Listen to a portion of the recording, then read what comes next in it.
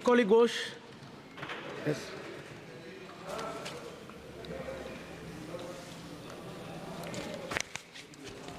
Thank you, Chairman, sir. I stand here on behalf of All India Trinamool Congress to speak on the budgetary allocation of the railways. Unfortunately, the rail budget has been already scrapped earlier, and our Honorable Finance Minister did not even mention about it during her speech, though we received certain central government documents showing an allocation of 2,62,200 crores. But before I begin, sir, I seek your indulgence to request the honorable members sitting here to stand for a minute to show respect to all the people who have lost their lives over the last 2-3 months due to railway accidents.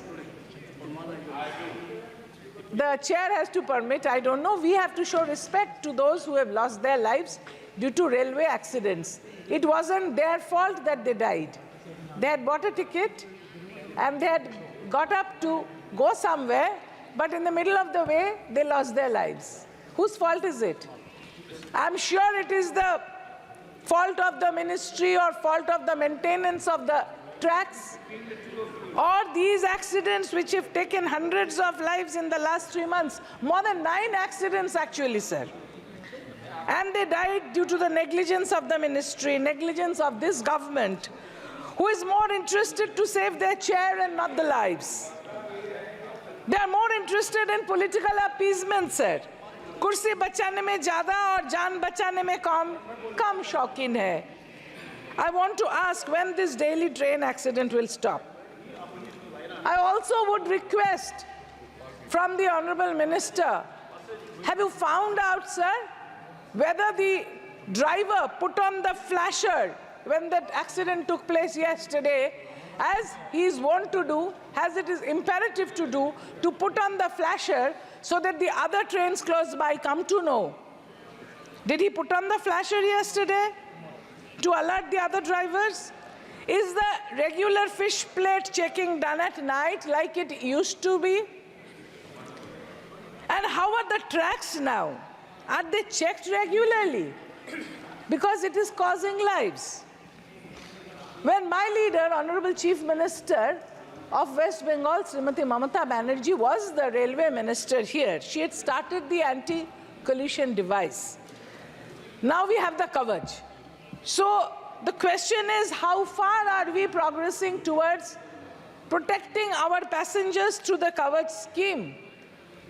I would also like to bring to the notice of the Honorable Minister to give it a thought whether it is possible to have seat belts like we have in the aeroplanes, also in the railway coaches in the seats.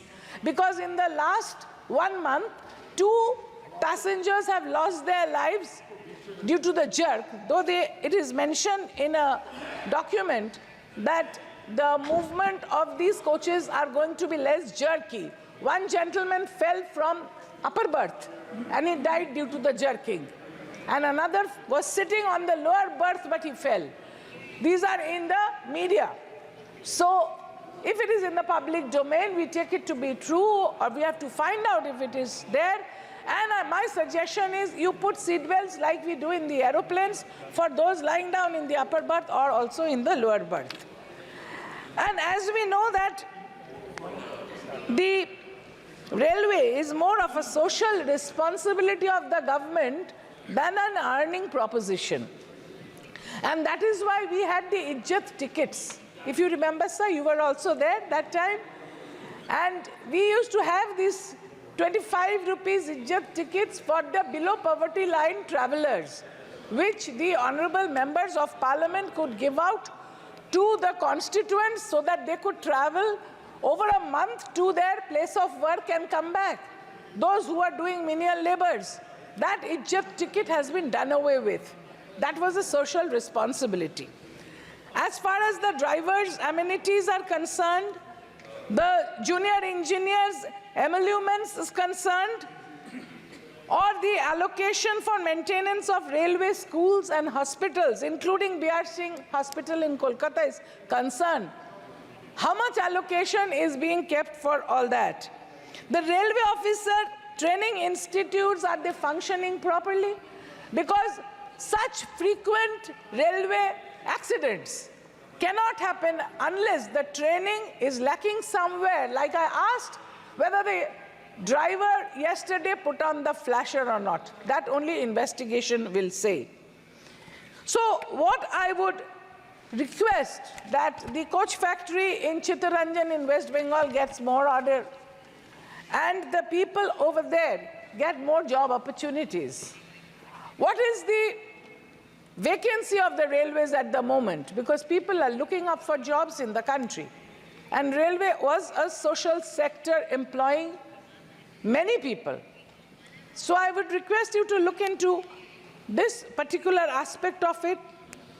And amongst the new initiatives for fully non-AC segments, when you suggest jerk-free semi-permanent automatic couplers, sealed gangways, we would also like that the railway travel is made more safety-oriented towards the patient, like I said, with the belts and by checking the fish plates.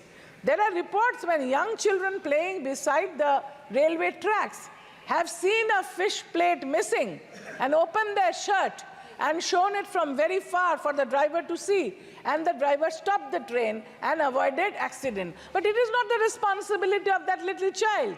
It is the responsibility of the Indian Railways to check the tracks at night. When the train, whether it stops within the 1 kilometer after application of brake, 1.5 kilometer of application of brake, is the standard technique. So whether that is being followed or not, and so many deaths occurring, does not give a very good vibes internationally to our railways. When we are comparing with the international railways and making good toilets and we are ergonomic bodies, all that is very good, but along with it, the safety factor should also be taken into account. We require more suburban trains, mostly because in West Bengal, the daily passengers who are job seekers and teachers, students, they are plying over the state on daily basis. So we need more suburban trains, and we also need more metro stations, more metro lines. Within my constituency is the Bimanbandar Barasat line. In the documents that I have got from the central governments, I have not seen the allocation for the Barasat line. That is why I request you, if you could please increase the allocation for the Barasat line from Bimanbandar. As far as the work is going on, I can see in the Bimanbandar, that is the airport, Naupada Bimanbandar sector, it is progressing. From the Bimanbandar up to Barasat, it is progressing towards Michael Nagar, and from Michael Nagar to Barasat, that work is stopped. It is not happening. So may I request you to please increase the allocation there, because it is written that 100 to 150 kilometer speed of Vande Bharat metro will be launched. But the metro, which is already started within my constituency, the work is not going on. The security and the surety of the high-speed trains that you promise here, more than 700 kilometers, that should be ensured before we start on these trains, because people's lives should be considered, that they are getting up on the train, leaving their home. Maybe there is a wife, there are children at home, the mother is there waiting for him to go and come back. But if the dead body comes back, it's a big shock for the family, it's a loss to the nation. And as far as the gross budgetary support over the years is given in a graph form, 2 minutes, sir. Graph form, it is increasing, but the death is also increasing exponentially. And who is accountable? The accountable person should be answerable to the nation, to this august house, and to the people. And repairing of the old tracks is very, very essential. You are laying new tracks at a great speed of 14.54 kilometers a day, which is very good, but the repairing of the old tracks. And I would also like to draw your attention to the railroad gates, which are unmanned. Those should all be manned, or what is the status of that? And even if they are manned, most of the gates don't work properly, and there you see the PWD cannot repair that road because it belongs to the rail, where the gate is there. And the deplorable condition of those roads are causing accidents every day, and even in my constituency there are deaths because that bit of road belongs to the railways. And there was a proposal to have, alongside the rail tracks, solar panels to provide electricity. How far has that work progressed? Even I would ask the Honorable Minister to please let us know. And the rest of it, I would really ask the Honorable Minister that the station redevelopment scheme that you have taken should be taken seriously, because whichever station had the Mahila waiting room and the Mahila toilet have been dismantled, even within my constituency. And the women are facing great difficulty while they're traveling. Thank you, sir. Thank you.